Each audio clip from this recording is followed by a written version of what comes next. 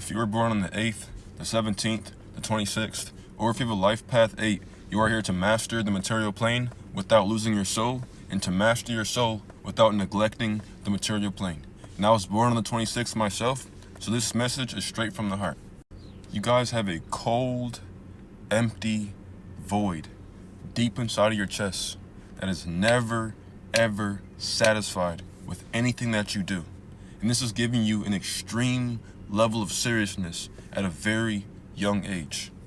You have a deep, excessive amount of pressure that is driving you to achieve on the material plane.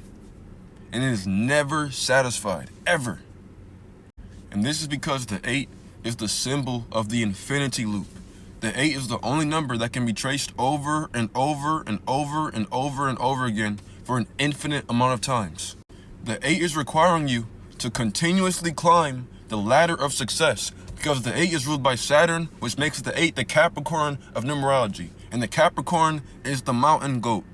You're supposed to be slowly and relentlessly climbing towards the top and building a legacy, building towards something that is going to make you be remembered after death.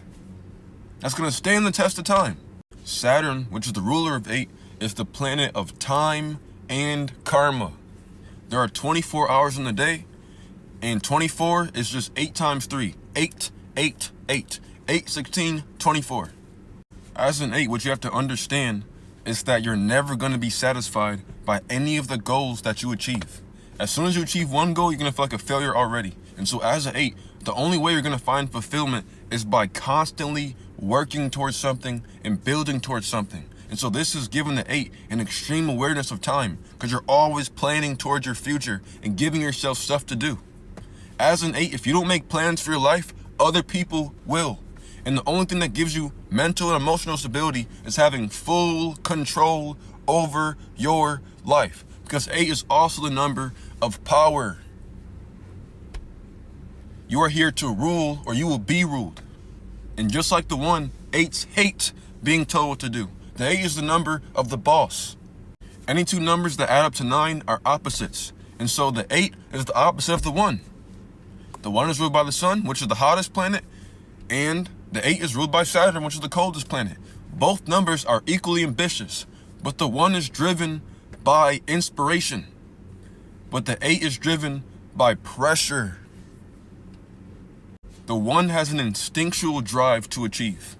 They don't know what their plan is. They just force their will into the world, and they just come up with creative ideas to get what they want out of life. But 8s have to be strategic. We have to plan out everything. You need to create a systematic way of achieving your goals. We have huge goals because we always need to be working towards something. And so we can't have tiny goals because we're going to run out of stuff to do. And so as 8, you need to have large goals and you need to break your goals down into smaller steps.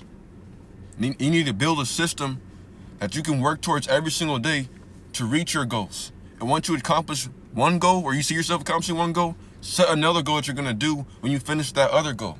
As an 8, you're never going to be satisfied. Relaxing is hell for you. You always need to be working towards something, even in old age. This drive and this pressure is never going to go away. Just try not to become too callous and too jaded and too cold-hearted and lose your soul in the process of achieving your goals. Because I'm telling you, all the things that you want out of life are not going to satisfy you. The only thing that's going to satisfy you is the act of relentlessly building towards them. Fall in love with the work, the process, and you will align yourself with the energy of the 8 or the energy of infinity. Also, don't fully neglect the material plane just so that you can find that spiritual level of satisfaction that you're looking for. Because a lot of 8s are either extremely materialistic and they reject all things spiritual and emotional, or they're extremely spiritual and they completely reject the material plane. Because all 8s have an inner emptiness. We want some level of spiritual fulfillment, and we're only fulfilled by working towards something. So the 8s that are completely spiritual, they'll be somewhere in the mountains, closed off from the rest of the world, in hermit mode, just meditating, just so that they can chase that level of emotional fulfillment. Or you have the 8s that think that the materialism is going to give them that fulfillment that they're looking for. And so they're constantly working towards materialistic success.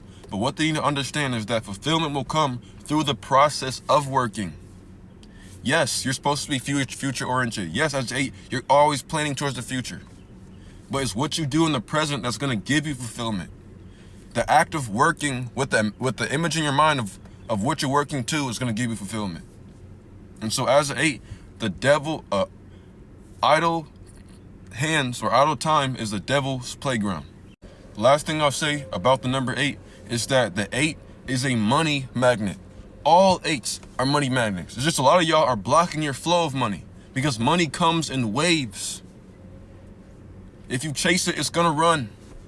And 8 is the number of money because 8 is governed by Saturn. Saturn is the planet of time, and time is money. The more time you have, the more money you can make. Why do you think people get paid by the hour? As an 8, you can't work under somebody forever. You're not supposed to have a 9 to 5 your whole entire life. You are way too ambitious to work under somebody or be under somebody. As an 8, if you're working under somebody, you better be planning your way to get to the top, or else leave that place or use that place to fund your own business or start your own business or become your own entrepreneur.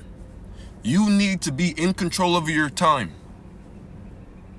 Because an 8 has an awareness of time like nobody else. And this is why 8s make the most money in this world. But we also lose the most money as well.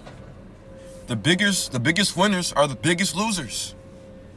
8 is the number of darkness, hardships. The 8s have to earn everything, and they never get anything instantaneously. They have to work hard for everything.